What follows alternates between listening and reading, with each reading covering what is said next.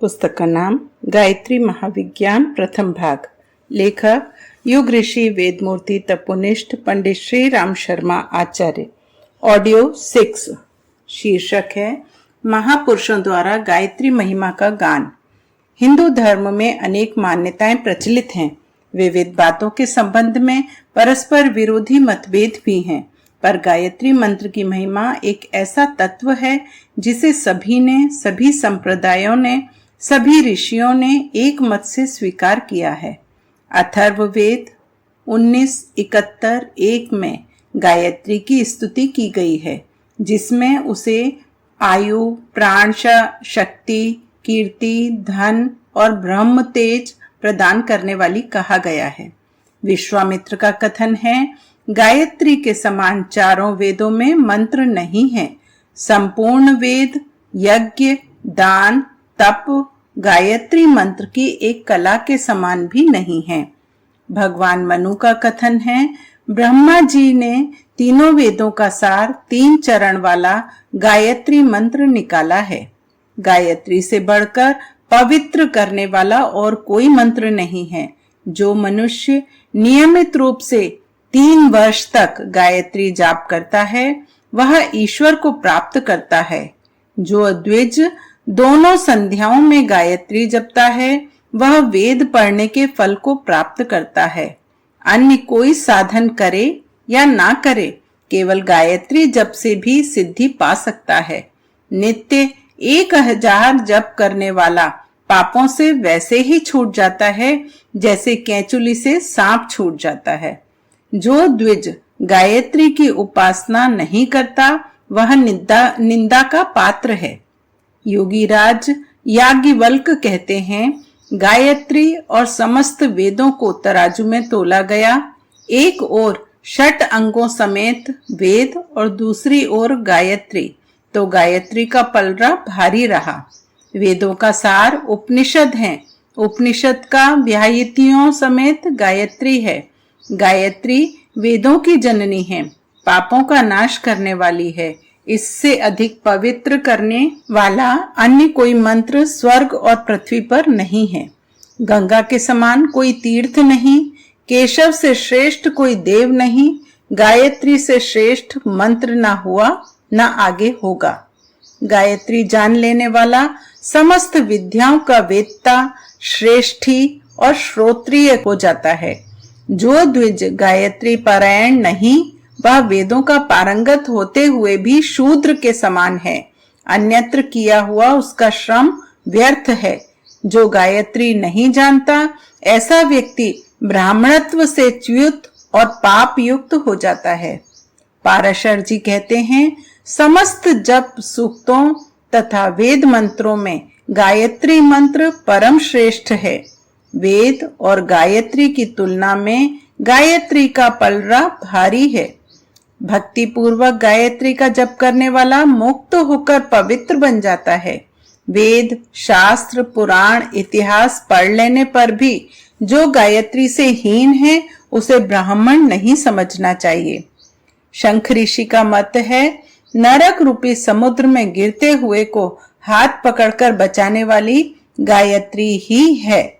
उससे उत्तम वस्तु स्वर्ग और पृथ्वी पर कोई नहीं है। गायत्री का ज्ञाता निस्संदेह स्वर्ग को प्राप्त करता है। शौनक ऋषि का मत है, अन्य उपासनाएं करें चाहे ना करें, केवल गायत्री जप से ही द्विज जीवन मुक्त हो जाता है। सांसारिक और पारलौकिक समस्त सुखों को पाता है। संकट के समय 10,000 जप करने से विपत्ति का निवारण होता है। अत्रि मुनि कहते हैं, गायत्री आत्मा का परम शोधन करने वाली है। उसके प्रताप से कठिन दोष और दुर्गुणों का परिमार्जन हो जाता है। जो मनुष्य गायत्री तत्व को भली प्रकार समझ लेता है, उसके लिए इस संसार में कोई सुख शेष नहीं रह जाता। महर्षि व्यास जी कहते हैं, जिस प्रकार पुष्प का सार शहद, दूध का सार घृत, उसी प्रकार समस्त वेदों का सार गायत्री है।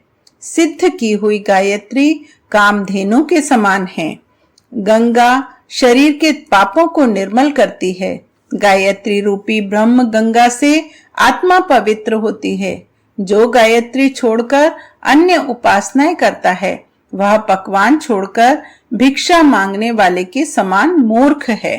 काम में सफलता तथा तप की वृद्धि के लिए गायत्री से श्रेष्ठ और कुछ नहीं। भारद्वाज ऋषि कहते हैं, ब्रह्मा आदि देवता भी गायत्री का जप करते हैं। वह ब्रह्म साक्षात्कार कराने वाली है। अनुचित काम करने वाले के दुर्गुण गायत्री के कारण छूट जाते हैं। गायत्री से रहित व्यक्ति शूद्र से भी अपवित्र है।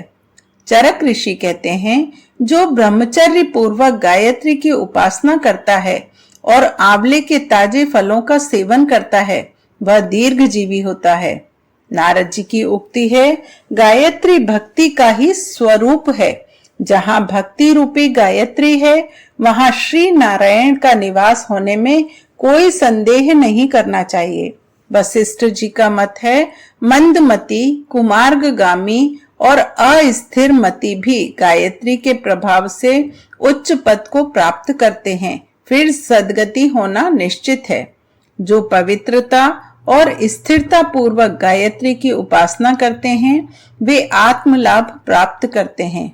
उपर्युक्त अभिमतों से मिलते जुलते अभिमत प्राय सभी ऋषियों के हैं। इससे स्पष्ट है कि कोई ऋषि अन्य विषयों में चाहे अपना मतभेद रखते हों, पर गायत्री के बारे में उन सब में समान श्रद्धा थी और वे सभी अपनी उपासना में उसका प्रथम स्थान रखते थे। शास्त्रों में, धर्म ग्रंथों में, स्मृतियों में, पुराणों में गायत्री की महिमा तथा साधना पर प्रकाश डालने वाले सहस्त्रों श्लोक भरे पड़े हैं। इन सब का संग्रह किया जाए तो एक बड़ा भारी गायत्री पुराण बन सकता है। वर्तमान शताब्दी के आध्यात्मिक एवं दार्शनिक महापुरुषों ने भी गायत्री के महत्व को उसी प्रकार स्वीकार किया है जैसे कि प्राचीन काल के तत्वदर्शी ऋषियों ने किया था।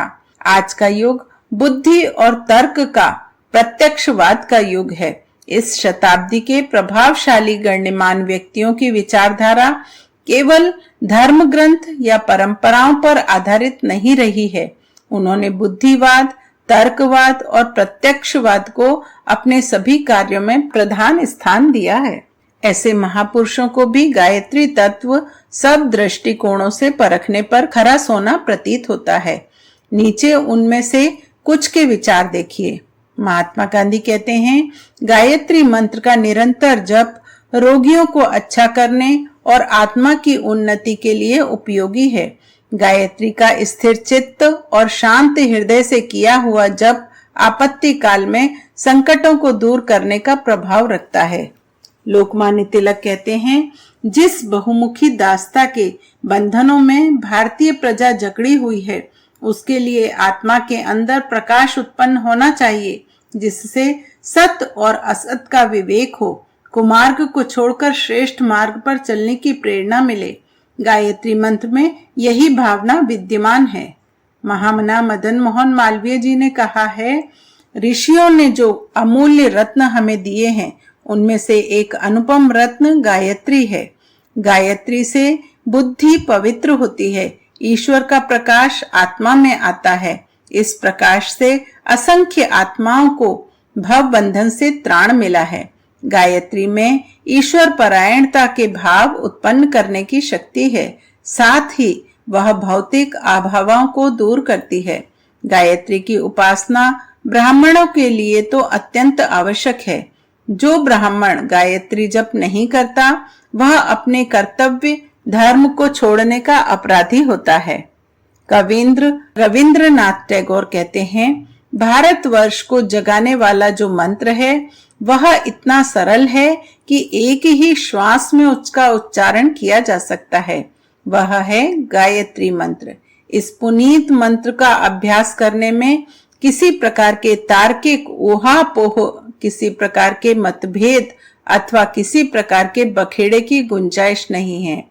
योगी अरविंद ने कई जगह गायत्री जप करने का निर्देश किया है। उन्होंने बताया है कि गायत्री में ऐसी शक्ति सन्निहित है जो महत्वपूर्ण कार्य कर सकती है। उन्होंने कईयों को साधना के तौर पर गायत्री का जप बताया है। स्वामी रामकृष्ण परमहंस का उपदेश है, मैं लोगों से कहता हूँ कि लंबी साधना करने की उतनी आवश्यकता नहीं है। इस छोटी सी गायत्री की साधना करके देखो। गायत्री का जप करने से बड़ी बड़ी सिद्धियां मिल जाती हैं। यह मंत्र छोटा है पर इसकी शक्ति बड़ी भारी है। स्वामी विवेकानंद का कथन है, राजा से वही वस्तु मांगी जानी चाहिए जो उसके गौरव के अनुकूल हो। परमात्मा से मांगने योग्य वस्तु सद्बुद्धि है। जिस पर परमात्मा प्रसन्न होते हैं उसे सद्बुद्धि प्रदान करते हैं। सद्बुद्धि से सत मार्ग पर प्रगति होती है और सत्कर्म से सब प्रकार के सुख मिलते हैं। जो सत की ओर बढ़ रहा है उसे किसी प्रकार के सुख की कमी नहीं रहती। गायत्री सद्बुद्धि का मंत्र है, इसलिए उसे मंत्रों का मुकुटमणि कहा है। जगत गुरु शंकराचार्य का कथन है, गायत्री की महिमा का वर्णन करना मनुष्य की सामर्थ्य के बाहर है। बुद्धि का होना इतना बड़ा कार्य है जिसकी समता संसार के और किसी काम से नहीं हो सकती। आत्म प्राप्ति करने की दिव्य दृष्टि जिस बुद्धि से प्राप्त होती है उसकी प्रेरणा गायत्री द्वारा होती है। गायत्री आदि मंत्र है। उसका अवतार दुरितों को नष्ट करने और ऋतु के अभिवर्धन के लिए हुआ है। स्वामी राम तीर्थ ने कहा है, राम को प्राप्त करना सबसे बड़ा काम है। गायत्री का अभिप्राय बुद्धि को काम रुचि से हटाकर राम रुचि में लगा देना है। जिसकी बुद्धि पवित्र होगी वही राम को प्राप्त कर सकेगा। गायत्री पुकारती है कि बुद्धि में इतनी पवित्रता होनी चाहिए कि वह राम को काम से बढ़कर समझे। महर्षि रमण का उपदेश है, योग विद्या के अंतर्गत मंत्र विद्या बड़ी प्रबल है। मंत्रों की शक्ति से अद्भुत सफलताएं मिलती हैं। गायत्री ऐसा मंत्र है जिससे आध्यात्मिक और भौतिक दोनों प्रकार के लाभ मिलते हैं। स्वामी शिवानंद जी कहते हैं, ब्रह्म मुहूर्त में गायत्री का जप करने से चित्त शुद्ध होता है और हृदय में निर्मलता आती है। शरीर निरोग रहता है, स्वभाव में नम्रता आती है, बुद्धि सूक्ष्म होने से दूरदर्शिता बढ़ती है और स्मरण शक्ति का विकास होता है। कठिन प्रसंगों में गायत्री द्वारा दैवी सहायता मिलती है। उसके द्वारा आत्मदर्शन हो सकता है। काली कमली वाले बाबा विशुद्धानंद जी कहते हैं, गायत्री ने बहुतों को सुमार्ग पर लगाया है। कुमार्गगामी मनुष्यों की पहले तो गायत्री की ओर रुचि ही नहीं होती। यदि ईश्वर कृपा से हो जाए तो फिर वह कुमार्गगामी नहीं रहता। गायत्री जिसके हृदय में निवास करती है उसका मन ईश्वर की ओर जाता है। विषय विकारों की व्यर्थता उसे भली प्रकार अनुभव होने लगती है। कई महात्मा गायत्री जप करके परम सिद्ध हुए हैं। परमात्मा की शक्ति ही गायत्री है। जो गायत्री के निकट जाता है वह शुद्ध होकर रहता है। आत्म कल्याण के लिए मन की शुद्धि आवश्यक है। मन की शुद्धि के लिए गायत्री मंत्र अद्भुत है। ईश्वर प्राप्ति के लिए गायत्री जप को प्रथम सीढ़ी समझना चाहिए। दक्षिण भारत के प्रसिद्ध आत्मज्ञानी टी सुब्बा राव कहते हैं, सविता नारायण की दैवी प्रकृति को गायत्री कहते हैं। आदि शक्ति होने के कारण इसको गायत्री कहते हैं। गीता में इसका वर्णन आदित्य वर्ण कहकर किया गया है। गायत्री की उपासना करना योग का सबसे प्रथम अंग है। श्री स्वामी करपात्री जी का कथन है, जो गायत्री के अधिकारी हैं उन्हें नित्य नियमित रूप से जप करना चाहिए। द्विजों के लिए गायत्री का जप अत्यंत आवश्यक धर्म कृत्य है। गीता धर्म के व्याख्याता श्री स्वामी विद्यानंद कहते हैं, गायत्री बुद्धि को पवित्र करती है। बुद्धि की पवित्रता से बढ़कर जीवन में दूसरा लाभ नहीं है, इसलिए गायत्री एक बहुत बड़े लाभ की जननी है। सर राधाकृष्णन कहते हैं, यदि हम इस सार्वभौमिक प्रार्थना गायत्री पर विचार करें तो हमें मालूम होगा कि यह वास्तव में कितना ठोस लाभ देती है। गायत्री हम में फिर से जीवन का स्रोत उत्पन्न करने वाली आकुल प्रार्थना है। प्रसिद्ध आर्य समाजी महात्मा सर्वदानंद जी का कथन है, गायत्री मंत्र द्वारा प्रभु का पूजन सदा से आर्यों की रीति रही है। ऋषि दयानंद ने भी उसी शैली का अनुसरण करके संध्या का विधान तथा वेदों के स्वाध्याय का प्रयत्न करना बताया है। ऐसा करने से अंतःकरण की शुद्धि तथा बुद्धि निर्मल होकर मनुष्य का जीवन अपने तथा दूसरों के लिए हितकर हो जाता है। जितना भी इस शुभ कर्म में श्रद्धा और विश्वास हो, उतना ही अविद्या आदि क्लेशों का ह्रास होता है। जो जिज्ञासु गायत्री मंत्र का प्रेम और नियम पूर्वक उच्चारण करते हैं, उनके लिए यह संसार सागर की से तरने की नाव और आत्म प्राप्ति की सड़क है। आर्य समाज के जन्मदाता स्वामी दयानंद गायत्री के श्रद्धालु उपासक थे। ग्वालियर के राजा साहेब से स्वामी जी ने कहा कि भागवत सप्ताह की अपेक्षा गायत्री पुरस्चरण अधिक श्रेष्ठ है। जयपुर में सच्चिदानंद, हीरालाल रावल, घोड़ल सिंह आदि को गायत्री जप की विधि सिखलाई थी। मुल्तान में उपदेश के समय स्वामी जी ने गायत्री मंत्र का उच्चारण किया और कहा कि यह मंत्र सबसे श्रेष्ठ है। चारों वेदों का मूल यही गुरु मंत्र है। आदिकाल से सभी ऋषि मुनि इसी का जप किया करते थे। स्वामी जी ने कई स्थानों पर गायत्री अनुष्ठान का आयोजन कराया था, जिसमें 40 तक की संख्या में विद्वान ब्राह्मण बुलाए गए थे। यह जप 15 दिन तक चला था। थियोसॉफिकल सोसाइटी के एक वरिष्ठ सदस्य प्रोफेसर आर श्रीनिवास का कथन है, हिंदू धार्मिक विचारधारा में गायत्री को अधिक शक्तिशाली मंत्र माना गया है। इसका अर्थ भी बड़ा दूरगामी और गूढ़ है। इस मंत्र के अनेक अर्थ होते हैं और भिन्न भिन्न प्रकार की चित्त वृत्ति वाले व्यक्तियों पर इसका प्रभाव भी भिन्न भिन्न प्रकार का होता है। इसमें दृष्ट और अदृष्ट, उच्च और नीच, मानव और देव सबको किसी रहस्यमय तंतु द्वारा एकत्रित कर लेने की शक्ति पाई जाती है। जब इस मंत्र का अधिकारी व्यक्ति गायत्री के अर्थ और रहस्य मन और हृदय को एकाग्र करके उसका शुद्ध उच्चारण करता है, तब उसका संबंध दृश्य सूर्य में अंतर्निहित महान चैतन्य शक्ति से स्थापित हो जाता है। वह मनुष्य कहीं भी मंत्रोच्चारण करता हो, पर उसके ऊपर तथा आसपास के वातावरण में विराट आध्यात्मिक प्रभाव उत्पन्न हो जाता है। यही प्रभाव एक महान आध्यात्मिक आशीर्वाद है। इन्हीं कारणों से हमारे पूर्वजों ने गायत्री मंत्र की अनुपम शक्ति के लिए उसकी स्तुतियां की हैं। इस प्रकार वर्तमान शताब्दी के अनेकों गणमान्य बुद्धिवादी महापुरुषों के अभिमत हमारे पास संग्रहित हैं। वरन उन पर विचार करने से इस निष्कर्ष पर पहुंचना पड़ता है कि गायत्री उपासना कोई अंधविश्वास, अंध परंपरा नहीं है, वरन उसके पीछे आत्मोन्नति करने वाले ठोस तत्वों का बल है। इस महान शक्ति को अपनाने का जिसने भी प्रयत्न किया है, उसे लाभ मिला है। गायत्री साधना कभी निष्फल नहीं जाती।